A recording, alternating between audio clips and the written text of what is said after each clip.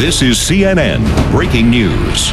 There's a significant development happening right now. Breaking news involving the Michael Jackson investigation into his death. Let's go to CNN's Ted Rowlands. He's working the story for us. Ted, tell our viewers in the United States and around the world what we've confirmed.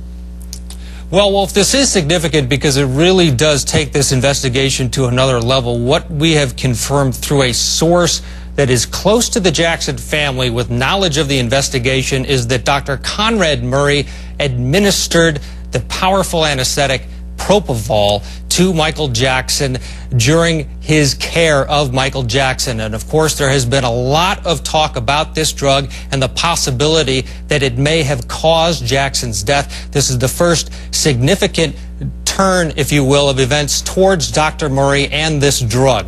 Now, Dr. Murray's lawyers have told us, I just got off the phone with them, that they will not speak to this specifically. They say they won't respond to unnamed sources. And they have said in an earlier statement that Murray never administered or prescribed anything that would result in Jackson's death. But that's the headline here, a significant connection for the first time between Dr. Conrad Murray and propofol, or Diprivan, as it has been also referred to, that anesthetic that would only normally be used in a hospital setting, apparently used by Dr. Murray, given to Michael Jackson.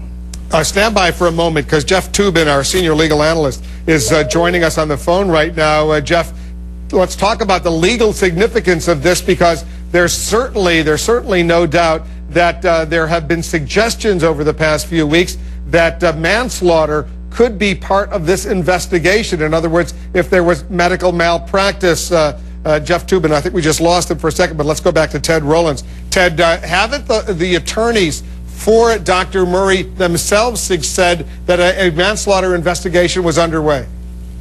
Well, that was in the search warrant, which was served in Houston last week at the clinic of Dr. Murray. In the affidavit and the search warrant itself and the return of the search warrant, it spelled out that what investigators were looking for was, quote, evidence that could support a manslaughter case. We're also told through sources to expect possibly more of these search warrants in connection with Dr. Murray in the days moving forward. Clearly, there is an investigation that involves the possibility of manslaughter, and now with this new information that there is a connection. Now, for the first time, we're hearing between Murray and this Diprivan or propofol that normally wouldn't be used in the setting that it was apparently used for. Clearly, you're seeing now a change in terms of this investigation and the very real possibility that if indeed, when the coroner's report comes out, which we're expecting that later this week, that if homicide is the cause of death, that Dr. Murray potentially could face criminal charges. All right, I think we got Jeff Toobin on the line. Jeff, this is a potentially very significant development. Give us your thoughts on manslaughter and this new development. Well, Wolf, it's certainly an important development, and it's not good news for Dr. Murray, but I'd be definitely hesitant to conclude that we are definitely heading for a manslaughter charge here. There are other possible explanations for how this drug could have been administered, at whose instigation, how many times it had been done before, what were the circumstances, what did the doctor know, what did Michael Jackson tell him, what did Jackson have access to on his own. There are a lot of questions still to be answered, and though this is certainly not good news for the doctor, it is far from certain that this will lead to a criminal prosecution. Because he hasn't been charged with anything right now. I think the next step formally is to wait for the coroner's report, right, Jeff? Absolutely. The most important piece of evidence will be cause of death. How did Michael Jackson die? That will lead to all further legal steps, if there are any, and by the end of this week we should know that very important piece of information, which of course could be disputed by other experts if in fact this winds up in court. If in fact that Dr. Murray, and we don't know this to be true, but if in fact he was giving Michael Jackson this anesthetic propofol, or Diprivan as it's called, that doesn't necessarily mean that's illegal or anything, does it, Jeff? Not necessarily, although certainly the nature of this drug, as I understand it, is that it is far from an ordinary drug given to people.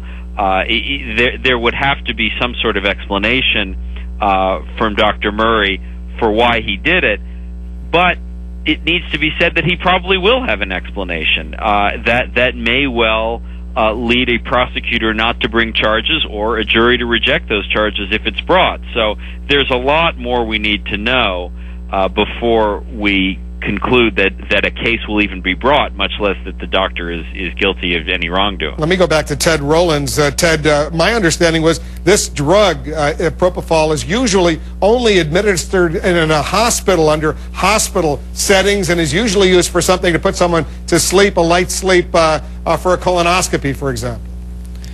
Exactly, a hospital or a clinic scenario, not in somebody's home. But as Jeff said, if the doctor, let's assume for a second that indeed he was using it, as our source is telling us, he could very well have a very good explanation for it because it's not a controlled substance. Having it is not illegal. If he's got a good explanation for it, possibly that in itself would be enough. One other note here is that there is a third meeting between Dr. Murray and LAPD that was to take place last Friday, but following that search warrant that was served in Houston, they postponed that meeting, and that meeting has not yet been set. But Murray's people, his lawyer told us just a few minutes ago on the phone again, they are more than willing to talk to police and tell them whatever they want. At least that's publicly what they're saying. And so no formal comment on this specific new development from the lawyer?